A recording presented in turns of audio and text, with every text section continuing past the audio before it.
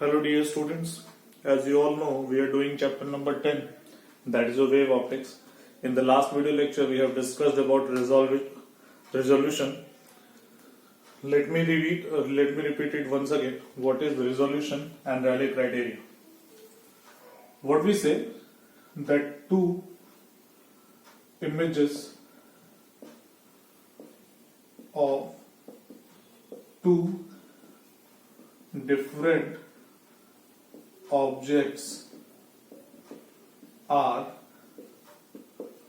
just resolved when the maxima of one falls over minima of other.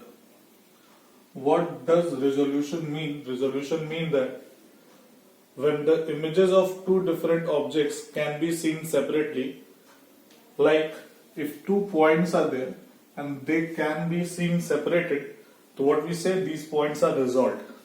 If you remember, I have given the example of this one. If you are able to see this one, so this is not resolved. But if you resolve it, what you are going to have? No, this 1, 2, 3, they are separated. You are able to see them separated. So this is what resolution means. Okay, resolution is different from magnification. Last time we have discussed that in the last video lecture, that two things are just resolved. Suppose this is your one object, this is your another. They can be separate. They can be seen separated if maxima of one. This is the maxima of one falls minima of other, and this is the another one.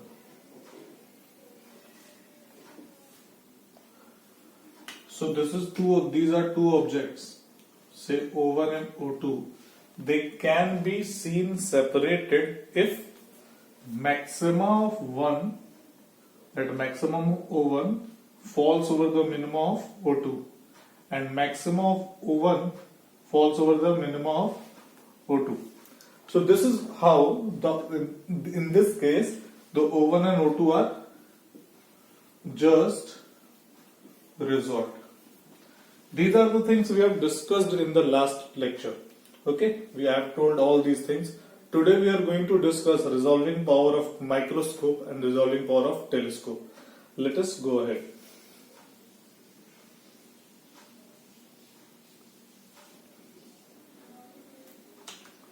Let us discuss limit of resolution. This thing also I have told in the last lecture, but before starting resolving power of microscope and telescope, we have to discuss this one, limit of resolution. What is limit of resolution? It is the minimum distance between two objects which can be seen separated by an optical instrument.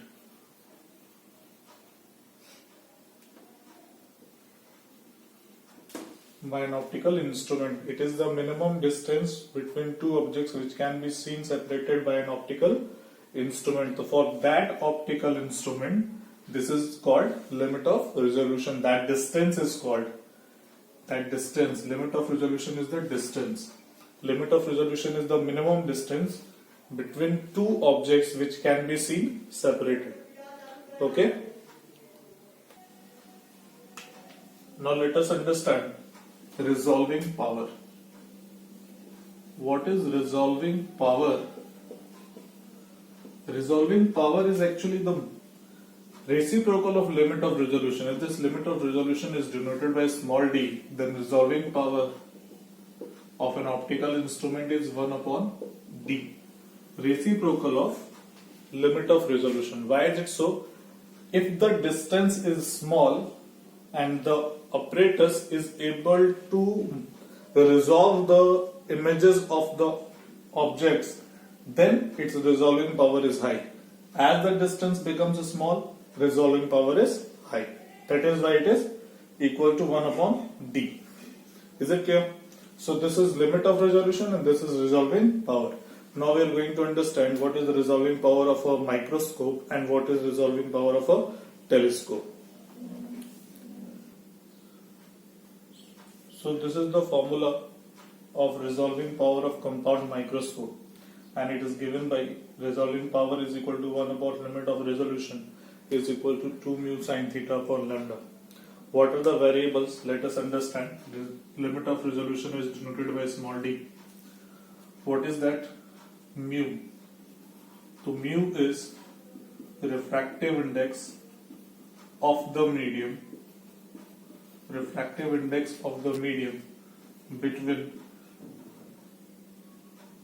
objective. If you remember, in compound microscope we use two lenses. One is objective and one is eyepiece. Okay, one is objective and one is eyepiece. So the refractive index of the medium between objective and the object.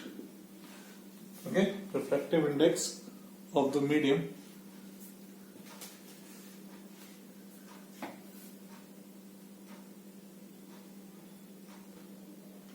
refractive index of the medium between objective and the object. Okay, what is lambda? Lambda is the wavelength of light used. Okay, and what is theta? So for theta, let us try to understand the diagram. Suppose this is your objective lens. This is your objective. Here, this is its principal axis, and here the object O is there. From object, a cone is made. Cone is made with the objective. The theta is the semi-vertical angle of the cone. Semi-vertical angle of the cone made between object and the objective. So theta is what? It is the semi-vertical angle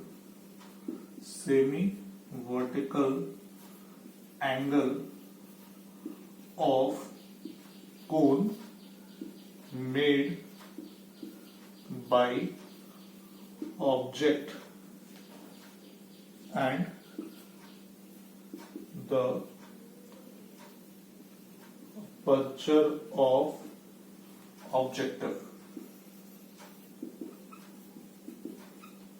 Okay, proof of this formula is beyond the scope of syllabus, so we are not going to prove it. But on the basis of this formula, what we need to understand that for increasing resolving power of a compound microscope, what can be done? The wavelength of light which is used to see the object, it should be taken minimum, means blue color light.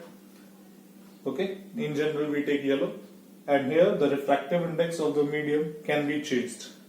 So between the object and the lens we put a medium of oil or water or anything, so that refractive index increases and resolving power increases. Is it clear? So this is how the resolving power of compound microscope is calculated. Now let us move to the telescope.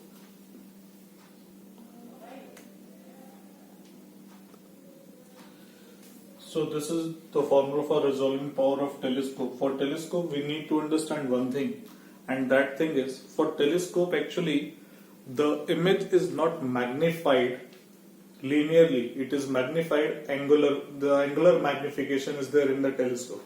Like if you see the moon, then it makes an angle of very small value at our eyes, but if we see the moon by the telescope, then the image of the moon what we see is a larger one.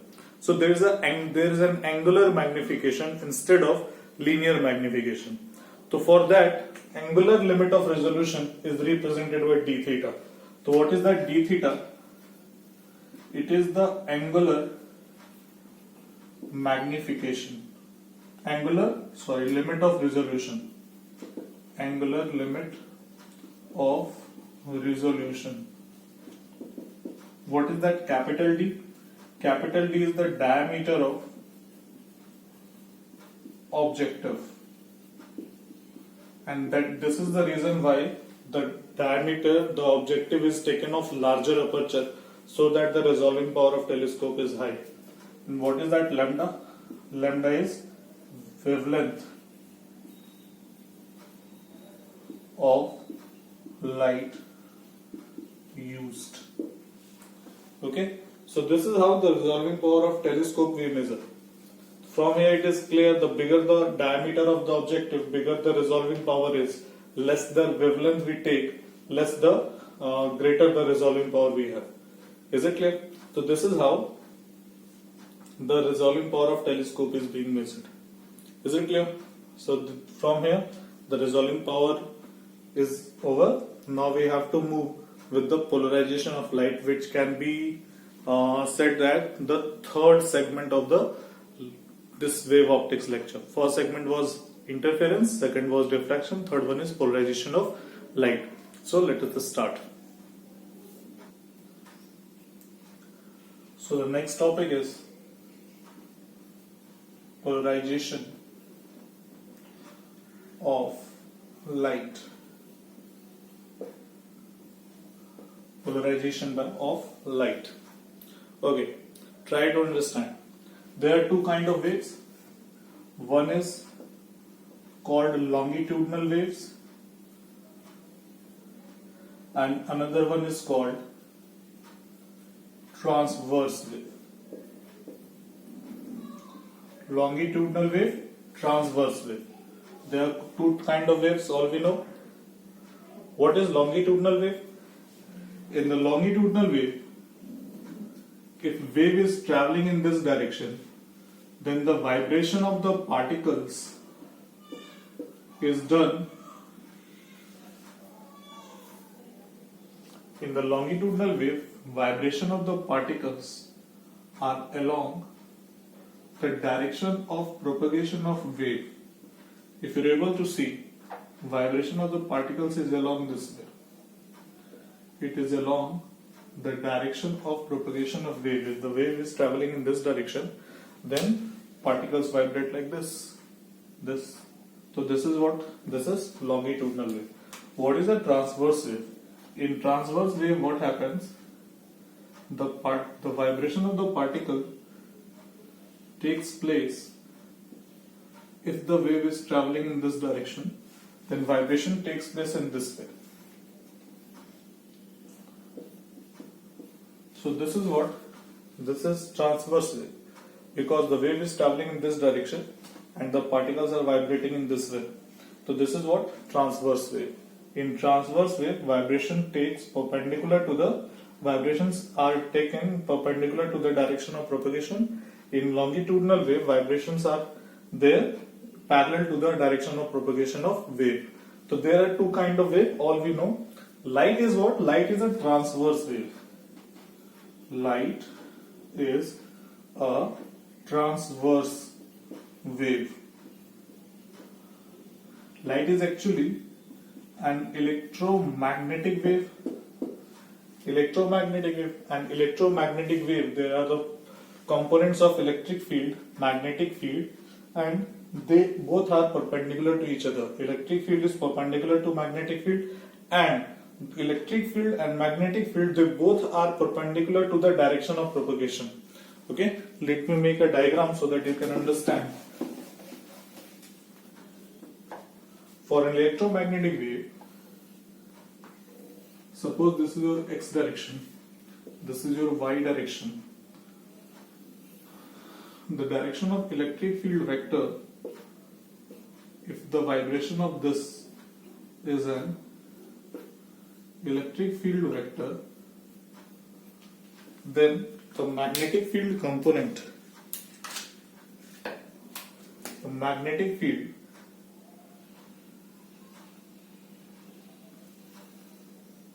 is like this. So this is the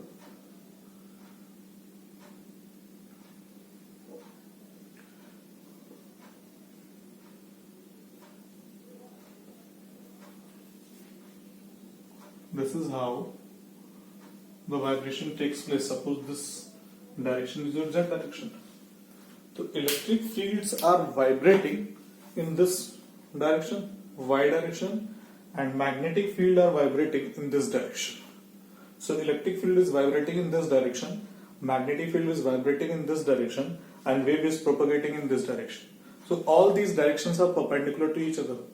So this is how we say the light is a transverse wave and it is basically an electromagnetic wave. So suppose this is your electric field vibration direction, this is your magnetic field vibration direction. Okay, so this and wave is going in this way. So it not happens like this. It circles like this. I hope you are able to understand. Like this, suppose, try to understand with the marker. Suppose this is your electric field direction, vibration, this is your magnetic field direction, and in this direction, and wave is traveling in this direction, right? Okay, wave is traveling, let me search straight from one, electric field direction, magnetic field direction, and wave is traveling towards yourself. Now what happens? It is not going like this only, it goes like this. Okay, it goes like this. It moves in a circle and it is moving in the forward direction also. So if at a point we consider, so what happens, electric field direction is not only in this direction vibration. It will be this, it will be this, it will be this, because electric field is moving in circular also. Is it clear? Like suppose this is the electric field, so this electric field is moving like this. So at a particular point if we fix, so this component will also pass through that point, this will also pass through that point, this will also pass through that point, and it is electric field only. Magnetic field is moving in circle with this one only, like this. Is it clear? I'll try to put an animation so that you can understand.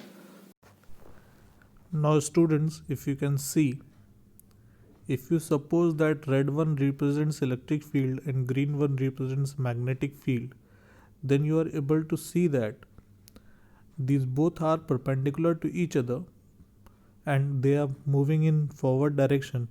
But if you are just see at the point where the arrows are made, just see the arrows are perpendicular to each other.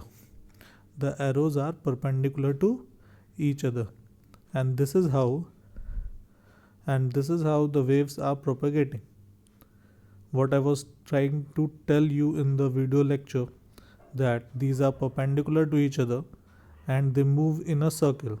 So at a particular point at the end of where the arrows are made, just see this arrow is vibrating in the circle. The vibration takes place in the plane of vibration in all possible direction, and this is a kind of unpolarized wave. It is the thing I was trying to tell you in the video lecture. Now try to understand. So this from the animation, if you're clear that light is a transverse wave and it is electromagnetic wave. Now what we need to understand, that at a particular point, if light is vibrating in this, light is moving in this direction, then at a particular point the vibration of electric field vector is in all possible perpendicular direction to the direction of propagation. So this is what we call an unpolarized light. This is what we call an unpolarized light. Okay, and the process of making up an unpolarized light into a polarized light is called polarization of light. If the vibration of electric field is in all possible perpendicular direction to the direction of propagation, so this vibration, this kind of wave is called, it is called unpolarized light. And if we make it somehow by any mean, if we make it vibration only in one direction, one perpendicular direction, so this is what we call polarized light. Polarized lights are also represented as this way, only dots. So this is also a polarized light. In this, the vibration takes place like this. Wave is moving in this direction, vibration takes place like this. And in this, wave is moving in this direction, vibration takes place like this. So what are the definitions we have to write from here? Definition is, if the vibrations of electric field vector is in all possible directions, then the light wave is called unpolarized light.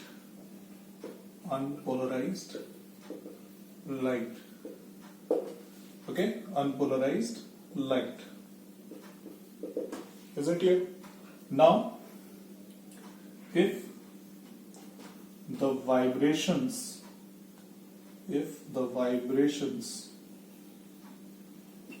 are restricted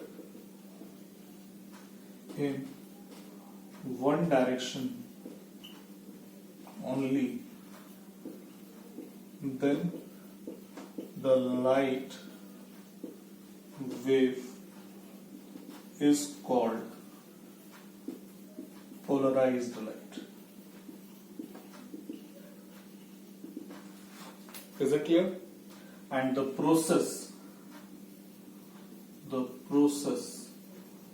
of making an unpolarized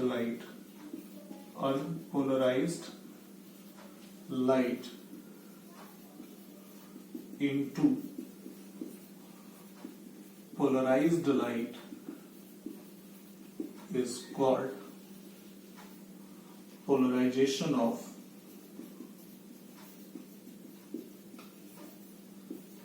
light. Is it called? It is also called polarized light, or it is called plane polarized light. Okay, plane polarized light or polarized light. So these are the definitions you have to write. What is that? First of all, you have to write for unpolarized light. What is that? If the vibration of the electric field vector is in all possible directions, then the light wave is called unpolarized light. Is it clear? Second one is, if the vibrations are restricted in one direction only, then the light wave is called polarized light. And the process of making an unpolarized light into polarized light is called polarization of light. So in this, now we are going to Now in this animation, if you are able to see, earlier the arrow was rotating, but in this animation it was vibrating in one particular direction only. So this is the case of polarization of light. When the light is polarized, then the vibration takes place in only in one direction. But in the previous animation, if you have seen that the vibrations were taking in all possible directions. So this is what a polarization of light means. This wave is called polarized wave. define. In this, we have to understand 2 or 3 methods how to make a unpolarized light into a polarized light. For that, we have to understand 2 or 3 definitions. So let us understand that first of all. There are 2 definitions. One is plane of vibration, one is plane of polarization. What are things? Let us see. Now suppose this is your a light wave which is polarized. So which is already polarized, the vibrations are in this direction. So if we draw a plane such that it consists the direction of polarization, direction of vibration, and direction of propagation also. So this plane is called plane of vibration. This plane is called plane of vibration, right? And if we draw a plane which is perpendicular to the plane of vibration, if the plane of vibration is like this, in this plane, board of the plane, then we draw a plane like this. Okay? So this very plane is called plane of polarization. So this is what the plane of polarization is, and this is what the plane of vibration is. Okay? So these are the two things we have to understand in the board examination. Sometimes 1 marks definition of these are asked. We have to understand what is plane of polarization, what is plane of vibration. One question will be like this: what is the angle between plane of polarization and plane of vibration? It is very simple. Plane of vibration is like this. Plane of polarization is like this. So these are perpendicular to each other. So that the angle is 90 degree. Now sometime in the board examination, the question is like, if this represents a polarized wave, then draw plane of vibration and plane of polarization. How we are able to draw it? The plane of vibration will be in this way, because vibration takes place like this, and plane of polarization will be like this. Is it clear? This one is your plane of vibration, plane of polarization, and this one is called plane of vibration. Is it clear?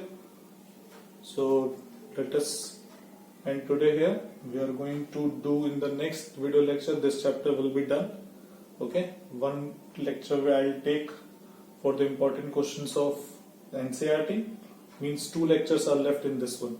Okay, then after this wave optics is done, in the next video lecture, and then after we will start from the chapter number 1, electrostatics. This is all for the day. Thank you.